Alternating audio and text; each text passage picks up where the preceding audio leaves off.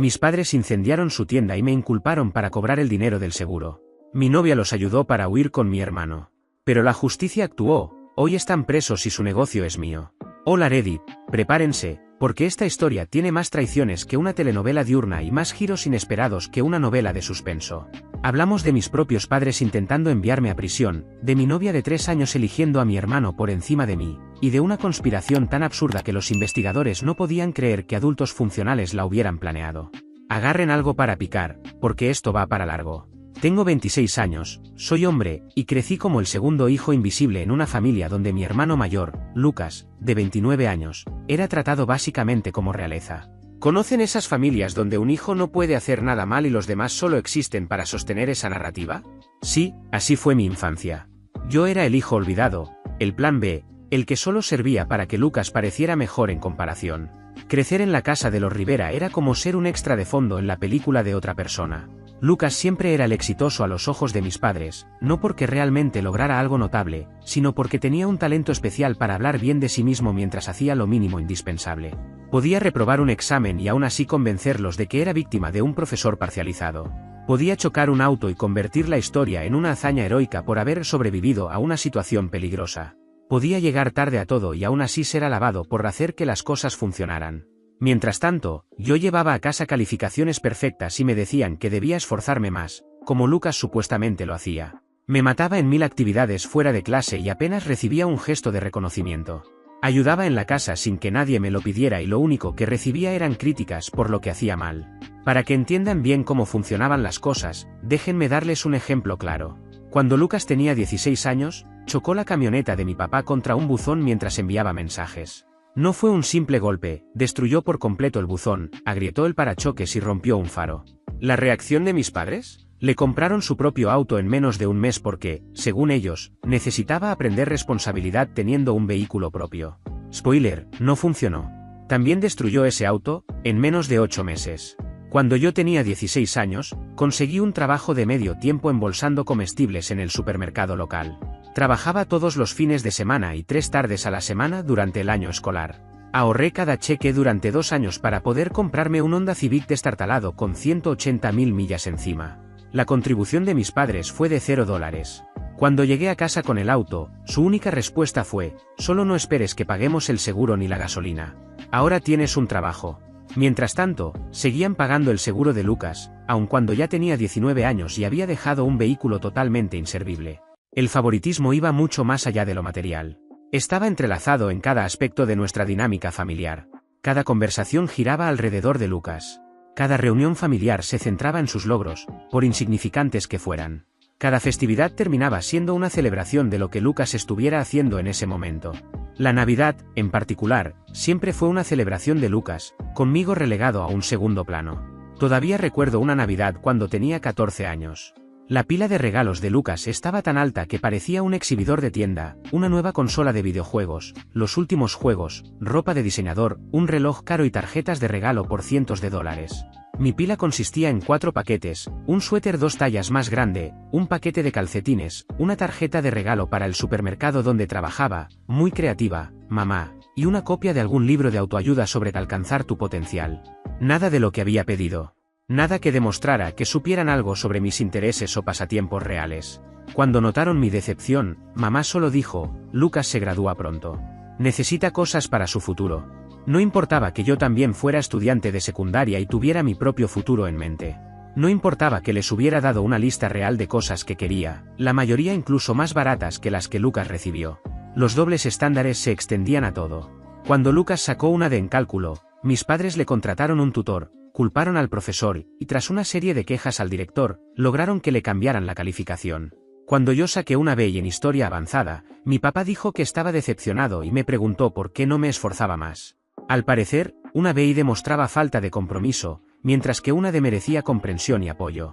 Cuando Lucas llegaba tarde después del toque de queda, mis padres asumían que solo estaba divirtiéndose con amigos y le pedían que avisara la próxima vez. Cuando yo llegaba 15 minutos tarde del trabajo porque mi gerente me pidió quedarme a ayudar a cerrar, me castigaban por una semana. Evidentemente, el trabajo no era una excusa válida, pero la vida social de Lucas era sagrada e intocable. Todavía recuerdo una vez, en 10º grado, cuando ambos teníamos eventos el mismo sábado. Lucas tenía un partido de baloncesto, un partido normal de temporada regular, nada especial. Yo tenía las finales regionales de la Decatlón Académica, algo para lo que había trabajado durante meses. Adivinen a cuál asistieron mis padres. Ni siquiera fingieron estar divididos. Mamá solo dijo, Lucas necesita más apoyo. Tú estarás bien solo. Gané el primer lugar en mi categoría. Se enteraron 3 días después, cuando un vecino los felicitó por mi triunfo. El mensaje fue claro desde temprano, Lucas importaba, y yo solo estaba ahí para llenar espacio. Cualquier logro mío era recibido con indiferencia o crítica, mientras que los esfuerzos mínimos de Lucas eran celebrados como si fueran hazañas. Con el tiempo, simplemente dejé de compartir cosas con ellos. ¿Para qué?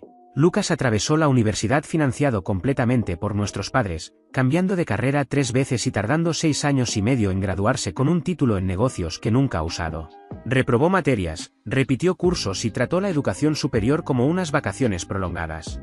Mis padres pagaron cada centavo de su matrícula, le compraron un auto para el campus, le daban dinero para gastos y cubrían el alquiler de su apartamento. Yo, en cambio, trabajé en 2 empleos mientras cursaba una carga completa de materias.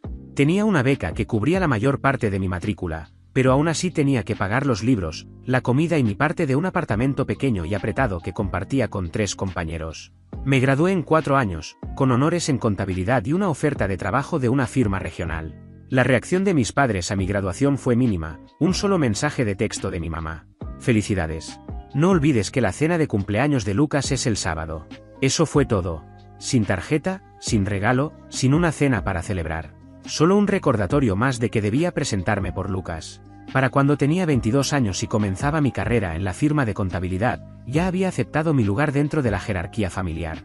Yo era el confiable, al que llamaban cuando algo debía hacerse bien, el que aparecía cuando lo necesitaban y nunca se quejaba. Pero nunca era al que celebraban ni al que priorizaban. Y aquí es donde entra el negocio de mis padres, porque es clave para entender por qué, más adelante, intentaron destruir mi vida. Hace unos 15 años, mi papá abrió ferretería y suministros para el Hogar Rivera, una ferretería de tamaño mediano en nuestro pueblo. Comenzó pequeña, solo mi papá y 2 empleados en un local reducido. Con los años, el negocio fue creciendo de manera constante. Se mudaron a un espacio más grande, contrataron más personal y ampliaron la oferta a suministros para mejoras del hogar y artículos de temporada. Para cuando terminé la universidad, la ferretería ya era un punto fijo en la comunidad. Ese negocio era el sueño original de mi abuelo. El abuelo Rivera había trabajado toda su vida en la construcción y siempre quiso abrir una ferretería donde la gente trabajadora pudiera conseguir herramientas de calidad y consejos honestos. Cuando falleció, dejó a mi papá el dinero suficiente para hacer realidad ese sueño. Mi papá llamó al negocio Ferretería Rivera en su honor. Aún así, mis padres nunca me involucraron realmente en la empresa, pese a que mis aptitudes eran evidentes. Lucas siempre fue el sucesor elegido, aunque mostraba 0 interés en trabajar de verdad.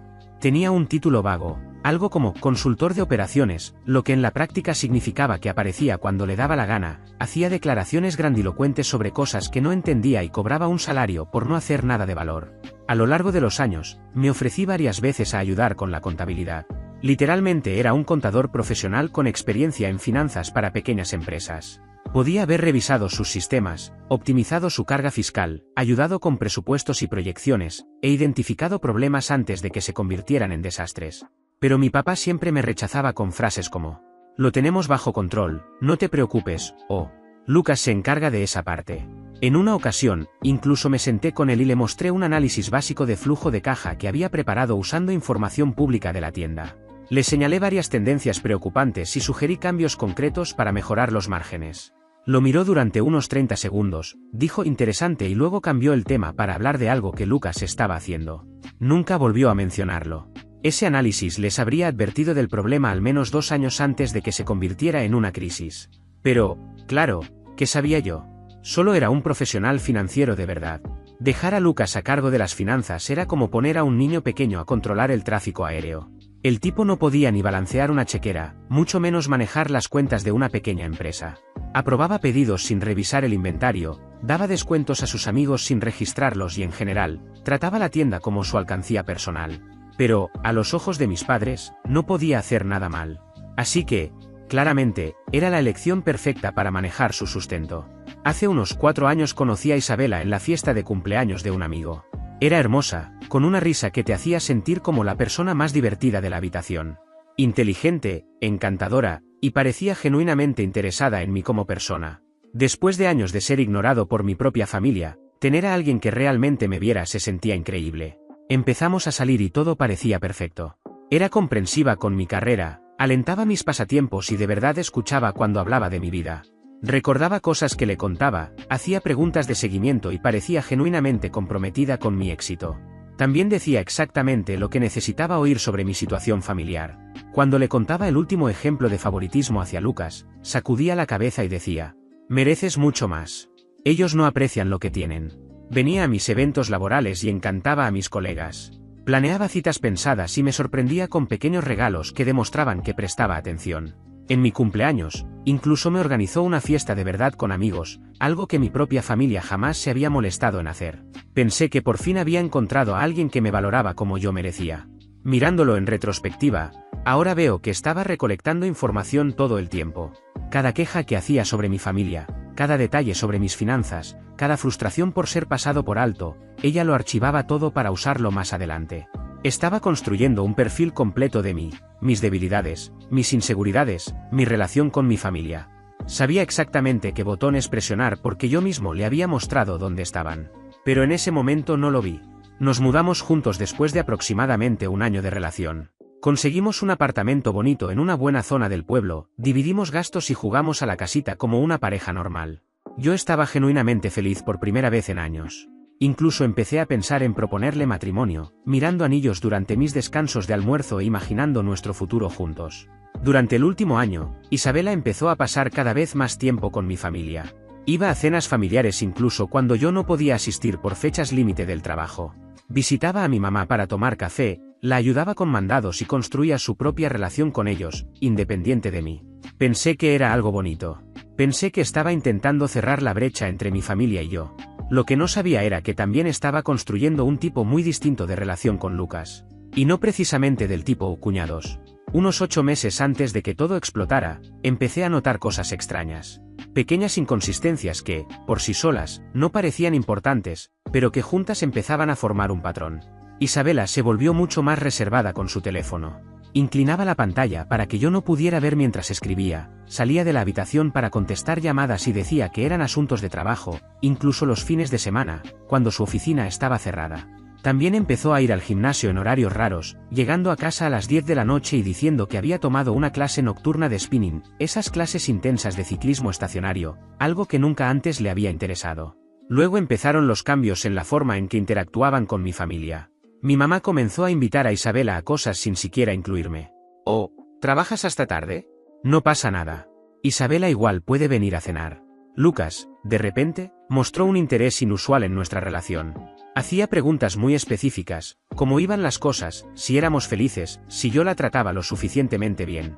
La primera alarma real sonó hace unos 6 meses.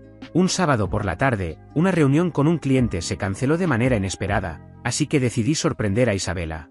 Ella me había dicho que estaba visitando a su hermana, que vivía a unas 2 horas de distancia. Pero por un impulso, pasé primero por la casa de mis padres para recoger una herramienta que le había prestado a mi papá meses atrás. El auto de Isabela estaba estacionado en la entrada. Entré por la puerta trasera, como siempre, y los encontré a ella y a Lucas sentados demasiado cerca en el sofá de la sala. Cuando me vieron, se separaron de golpe. Ese salto culpable que da la gente cuando la sorprenden haciendo algo que no debería. «¿Qué haces aquí?», preguntó Isabela. Y la forma en que lo dijo, como si yo fuera el intruso, debería haberme dicho todo. Afirmó que había cambiado sus planes a último momento y decidió visitar a mi mamá en lugar de manejar hasta casa de su hermana. Lucas dijo que solo había pasado a almorzar. Mi mamá apareció desde la cocina y respaldó la historia con una sonrisa tensa que no le llegaba a los ojos. Todo se sentía mal, aunque no podía señalar exactamente por qué. Quería creerles. De verdad quería creerles. La alternativa era demasiado dolorosa como para considerarla. Así que me tragué mis sospechas y lo dejé pasar. Gran error. Enorme. En las semanas siguientes empecé a prestar atención a todo. Las noches llegando tarde se volvieron más frecuentes. Los mensajes secretos continuaron. La forma en que Isabela se ponía rígida cada vez que el nombre de Lucas aparecía en una conversación. Poco a poco, empecé a armar un cuadro que no quería ver. Entonces, una noche de jueves, hace unos 4 meses, hice algo de lo que no estoy orgulloso.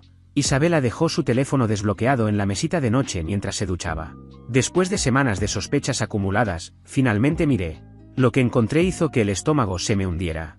Meses de mensajes entre ella y Lucas, mensajes románticos, mensajes explícitos, planes para un futuro juntos una vez que resolvieran las cosas conmigo. Declaraciones de amor, bromas internas, conversaciones sobre lo mucho que deseaban estar juntos abiertamente. Pero lo peor no fue el engaño. También encontré conversaciones con mis padres sobre algún tipo de plan relacionado con la ferretería.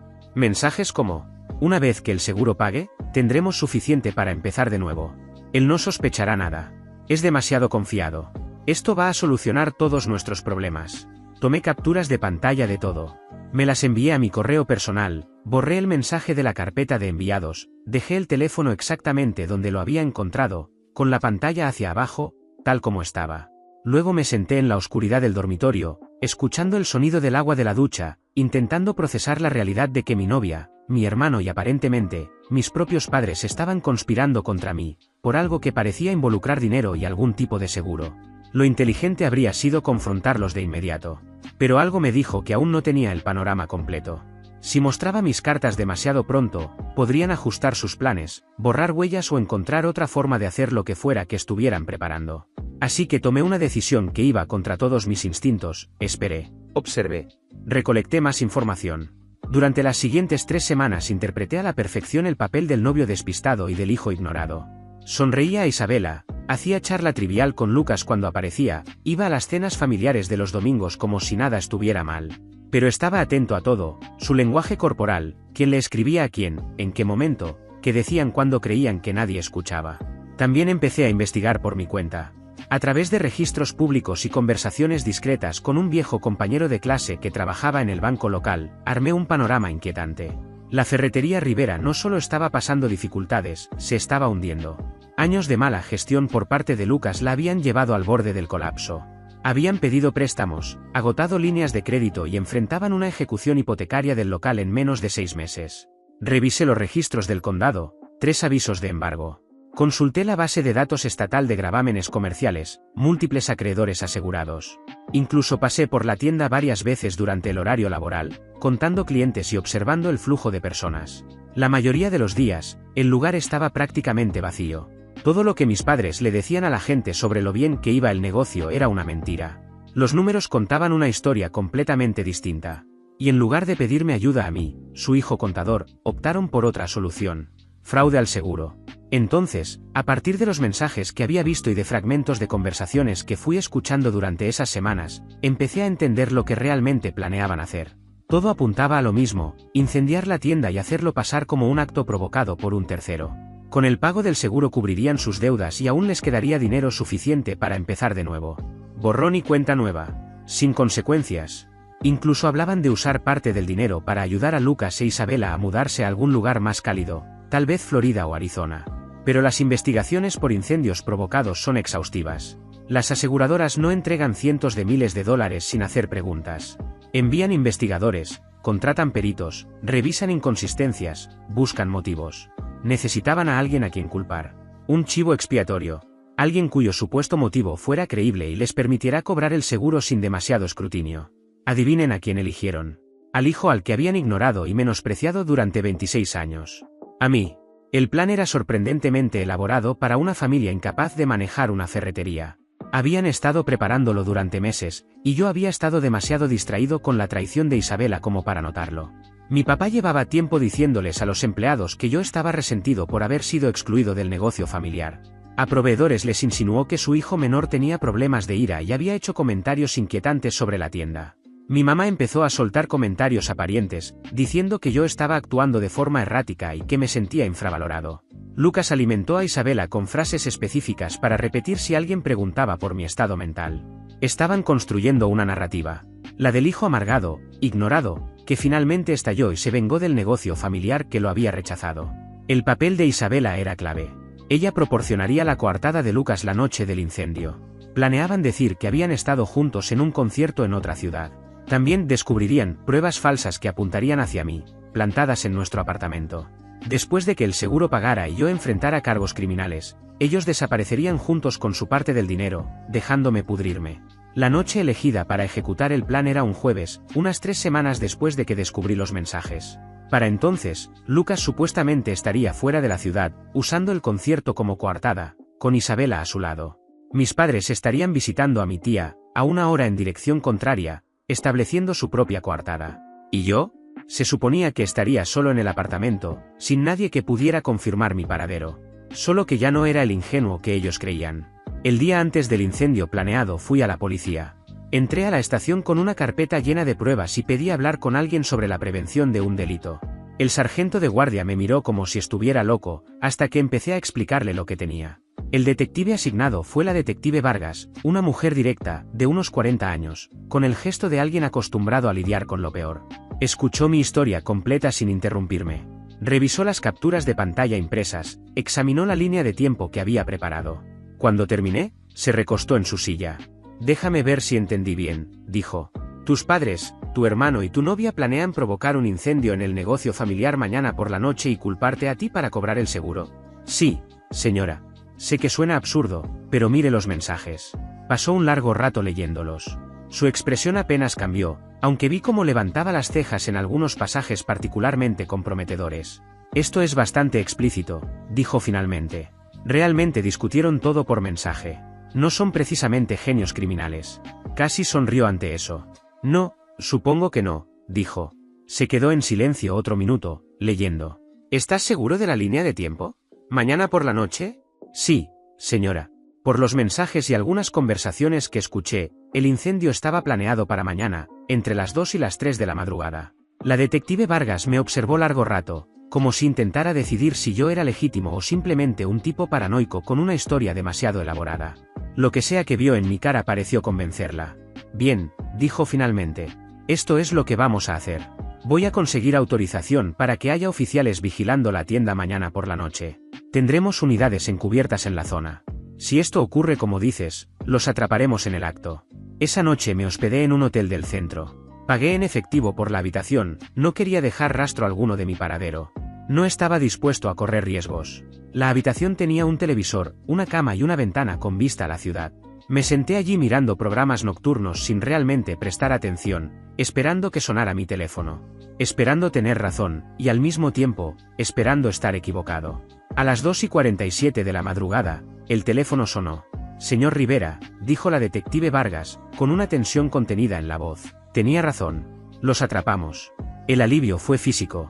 Las manos me temblaban tanto que casi dejó caer el teléfono. Me explicó lo ocurrido. Lucas y otro hombre, un amigo suyo, llegaron a la tienda alrededor de las 2:15 con bidones de gasolina.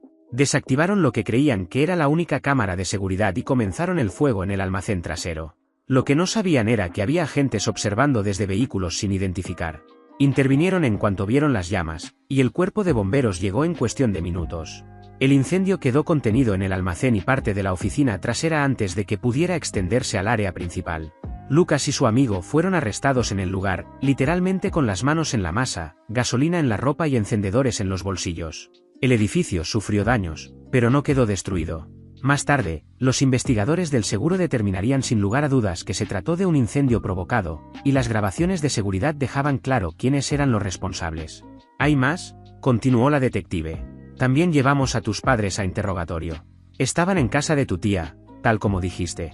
Pero cuando les informamos del arresto, la reacción de tu padre fue reveladora. Empezó a justificar a tu hermano incluso antes de que mencionáramos los cargos. Hizo una breve pausa antes de añadir. Y hay una mujer aquí que dice ser tu novia. Estaba esperando en un coche a unas 2 cuadras de la tienda. Está pidiendo un abogado. Isabela, por supuesto. Ni siquiera pudo mantenerse alejada mientras Lucas cometía un delito grave. Tenía que estar cerca, aunque fuera para apoyo moral. Las horas siguientes fueron un borrón. Fui a la comisaría, di una declaración formal y entregué toda la evidencia de manera oficial. Observé desde detrás de un vidrio cómo las personas en las que más había confiado en mi vida eran procesadas una por una. Mi padre, esposado, se veía más pequeño de lo que jamás lo había visto.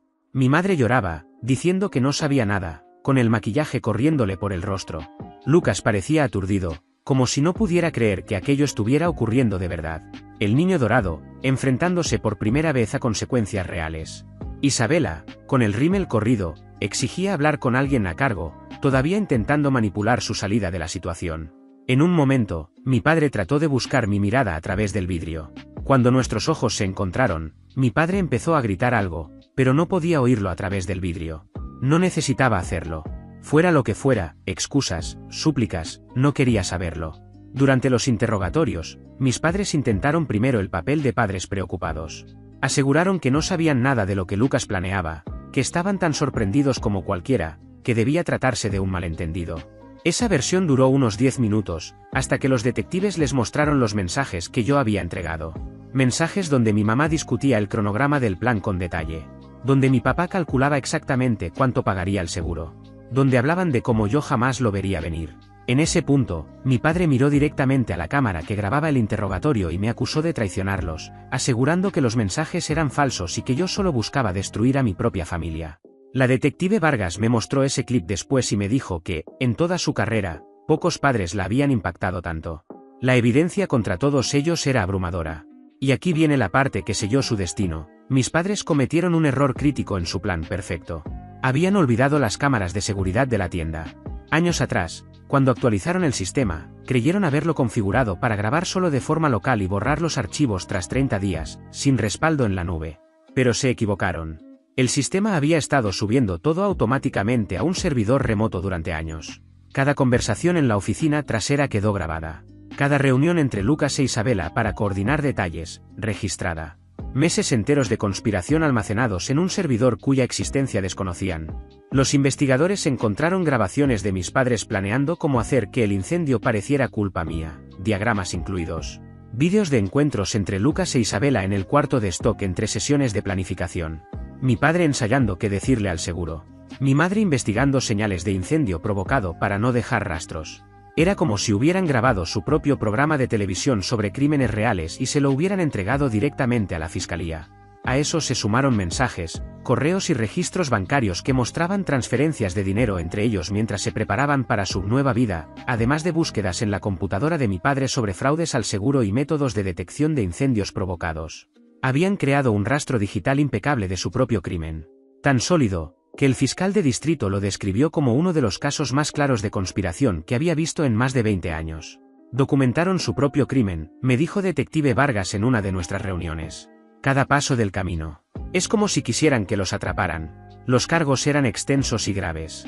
Para mis padres, incendio provocado en primer grado, fraude al seguro, conspiración para cometer un delito grave y presentación de reportes falsos. Ya habían iniciado el papeleo para culparme incluso antes de ser detenidos. Para Lucas, todo lo anterior, más obstrucción de la justicia por intentar borrar mensajes de su teléfono cuando vio acercarse a la policía. Para Isabela, conspiración, complicidad en el incendio y fraude. El proceso legal tomó unos 10 meses, desde el arresto hasta la sentencia. Durante ese tiempo, me mudé del apartamento que compartía con Isabela, encontré un pequeño lugar de un dormitorio al otro lado de la ciudad y me refugié en el trabajo. Los juicios criminales comenzaron en febrero. Estuve allí todos los días, sentado en la galería, viendo a las personas que me habían traicionado enfrentar consecuencias por primera vez en sus vidas privilegiadas. La sala del tribunal pronto se volvió rutinaria, los mismos asientos, el mismo alguacil, el mismo taquígrafo. Distintos testigos, distinta evidencia, pero siempre la misma prueba abrumadora. Mi papá intentó mantener la dignidad durante todo el proceso. Usaba traje, se sentaba erguido, actuaba como si todo fuera un simple malentendido que alguien razonable corregiría. Tenía esa expresión de quien aún espera que alguien intervenga y lo arregle todo por él, como siempre había pasado. Esa fachada se quebró cuando el fiscal reprodujo el vídeo de seguridad donde se lo veía explicándole a Lucas exactamente cómo me harían parecer culpable. En el vídeo, mi padre se reía. Reía mientras decía que mis años de ser pasado por alto me convertirían en un sospechoso creíble. Bromeó con que yo jamás lo vería venir porque estaba demasiado ocupado siendo el hijo responsable. Habló de cómo el resentimiento que ellos mismos habían sembrado durante años de favoritismo me convertiría en el chivo expiatorio perfecto. El jurado lo vio todo. 12 personas que no me conocían entendieron exactamente qué tipo de padre había tenido. Algunos me miraron con algo parecido a la simpatía. El abogado defensor pidió un receso después de ese vídeo. Mi papá parecía a punto de vomitar. Cuando regresaron, ya no podía sostener la mirada de nadie. Mi mamá lloró durante casi todo su testimonio, interpretando el papel de víctima. Dijo que mi papá la había presionado, que solo intentaba salvar el negocio familiar, que nunca quiso hacerme daño, que no comprendía completamente lo que estaban planeando. En un momento incluso afirmó que siempre había amado a sus 2 hijos por igual. Varias personas en la galería soltaron risas de incredulidad. El fiscal la destrozó en el contrainterrogatorio, mostrando mensajes donde sugería formas concretas de plantar evidencia en mi apartamento. El fiscal mostró mensajes donde mi mamá entrenaba a Isabela sobre exactamente qué decirle a la policía. Mostró vídeo de ella investigando cómo hacer que el fuego pareciera un incendio provocado amateur, del tipo que cometería un hijo enojado y desequilibrado. También exhibió su historial de búsquedas, cómo manipular psicológicamente a alguien, cómo hacer que una persona parezca inestable, señales de un colapso mental. Después de eso, el llanto se detuvo. Ya no parecía una madre desesperada, solo alguien derrotada. Su abogado ni siquiera intentó un redireccionamiento. Lucas, por su parte, arrojó a todos bajo el autobús en su propio juicio. Su estrategia de defensa fue básicamente: soy demasiado estúpido para haber planeado algo así. Punto válido, pero seguía siendo el tipo que apareció en la tienda con gasolina y encendedores a las 2 de la mañana. El jurado no compró el acto del tonto, especialmente después de ver mensajes donde se jactaba ante Isabela de cómo finalmente se libraría de su hermano, perdedor una vez que el plan funcionara. El juicio de Isabela fue separado. Su defensa alegó que había sido manipulada por Lucas, que era víctima de coerción romántica. Podría haber funcionado si no existiera evidencia en vídeo de ella participando activamente en las reuniones de planificación, iniciando conversaciones sobre detalles concretos del esquema y actuando con el mismo nivel de culpabilidad que los demás. Fue declarada culpable en todos los cargos. Las sentencias fueron claras. Mi padre recibió 8 años en prisión estatal. Mi madre, 6. Lucas, 7 años más 5 de libertad condicional tras su liberación. Isabela recibió 4 años. Cuando el juez leyó la sentencia de mi padre, vi cómo su rostro se volvía completamente blanco. Me miró desde la mesa de los acusados con ojos desesperados y articuló un silencioso: lo siento. Lo miré sin expresión y negué lentamente con la cabeza. Mientras el caso criminal seguía su curso y mis padres ya enfrentaban cargos penales, hice algo que jamás esperaron. Además de eso, presenté una demanda civil en su contra para que respondieran por todo el daño que me habían causado. Con la ayuda de un abogado civil llamado Tomás Delgado, presenté la demanda por daño emocional intencional, conspiración para privarme de la libertad y difamación. Durante meses, mis padres habían estado diciendo a otras personas que yo era inestable, que había hecho amenazas contra el negocio familiar, todo como parte del montaje para incriminarme. Esas mentiras se habían extendido por la comunidad, dañando mi reputación y de haber funcionado su plan, habrían destruido mi carrera. Tomás me guió paso a paso. El daño emocional era evidente, mi propia familia había conspirado para enviarme a prisión. La conspiración estaba documentada en miles de mensajes de texto. Y la difamación estaba respaldada por testigos, proveedores a quienes advirtieron que yo era peligroso, empleados a quienes dijeron que me vigilaran, familiares a quienes pintaron una imagen falsa de mi estado mental. La demanda civil también apuntaba directamente a la ferretería familiar. Cuando mis padres fundaron Ferretería Rivera 15 años atrás, mi abuelo había aportado el capital inicial.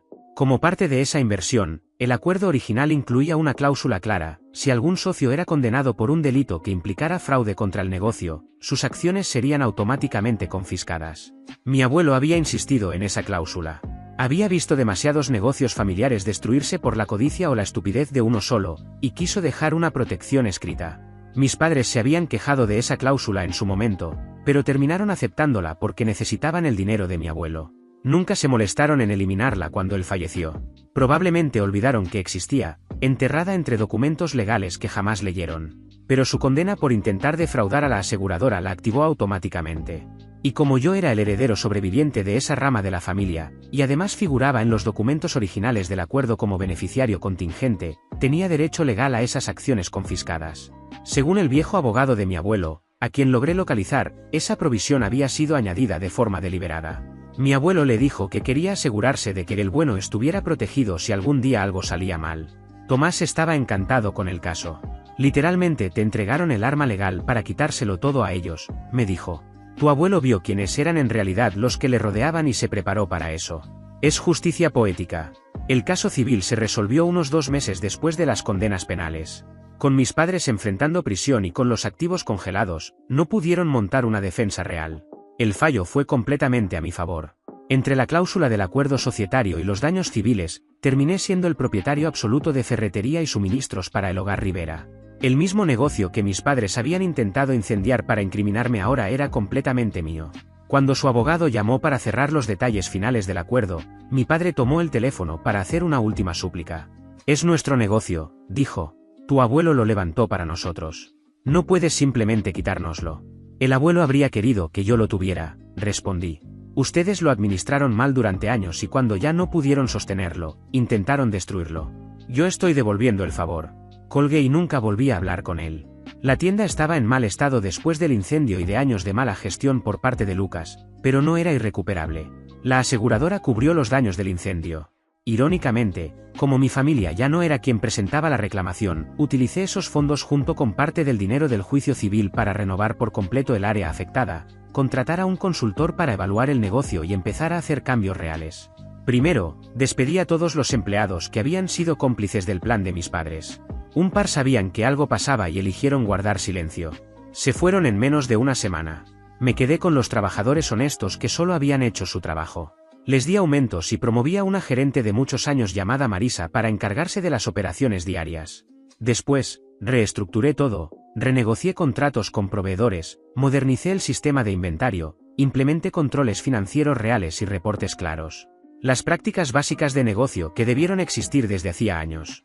En 6 meses, Ferretería Rivera pasó de perder dinero a generar ganancias modestas. En un año, el negocio realmente estaba funcionando bien.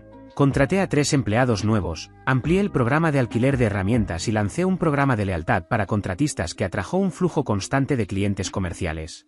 El mes pasado lo renombré oficialmente. Ferretería Rivera ahora es Legado Rivera, con un letrero nuevo al frente. Coloqué una foto de mi abuelo cerca de la caja registradora, junto a una pequeña placa que explica que él fue quien fundó el sueño original. Hace 2 semanas recibí una llamada de la prisión estatal. Mi papá quería agregarme a su lista de visitantes aprobados. Decliné. Una semana después llegó una carta de mi mamá. 4 páginas de disculpas, arrepentimiento y promesas de que todo sería diferente cuando saliera. La pasé por la trituradora sin terminar la primera página. Lucas intentó llamarme desde el centro de detención del condado 3 veces antes de que lo trasladaran a la prisión estatal. Bloqueé el número después del primer intento. La madre de Isabela me contactó por Facebook preguntando si podía encontrar en mi corazón perdonar a su hija. También la bloqueé. Mi tío Pablo, el hermano de mi papá y la eterna oveja negra de la familia, vino a visitarme el mes pasado. Caminamos juntos por la tienda y me contó historias de mi abuelo que nunca había escuchado, como siempre le preocupó que mi papá tomara atajos y cómo veía con claridad lo que estaba pasando en esa casa. Vio lo que te estaban haciendo, me dijo Pablo. Una vez me dijo que eras el único ahí con verdadera integridad. Supongo que tenía razón. Desde entonces, Pablo me ayuda los fines de semana. Sabe muchísimo de ferretería por sus años en la construcción, y estamos hablando de hacerlo socio minoritario si las cosas siguen yendo bien. También estoy saliendo con alguien nuevo. Se llama Natalia. Trabaja en la cafetería de la calle de abajo. Llevamos viéndonos unos 3 meses. Conoce los trazos generales de lo que pasó con mi familia. No me trata como si estuviera roto. Lo estamos tomando con calma, y eso está perfecto para mí. La tienda tuvo su mejor trimestre histórico el mes pasado. Contraté a otro empleado de tiempo completo y estamos evaluando expandirnos al local vacío de al lado. El propietario me ofreció un excelente trato en el contrato, considerando que siempre he pagado el alquiler a tiempo, a diferencia de mis padres, que aparentemente debían casi 3 meses cuando todo explotó. Así que ahí es donde estoy ahora. A veces la vida no castiga de inmediato, pero cuando lo hace, pone las cosas exactamente donde deben estar. Mis padres están en prisión, mi hermano está en prisión e Isabela también. Yo sigo adelante. Soy dueño del negocio que intentaron quemar para destruirme y por primera vez en años, no solo está de pie, está creciendo. Y con él, yo también. Gracias por ver. Si aún no te has suscrito, por favor hazlo y activa la campana de notificaciones para mantenerte al día con más historias impactantes de la vida real que suceden a tu alrededor.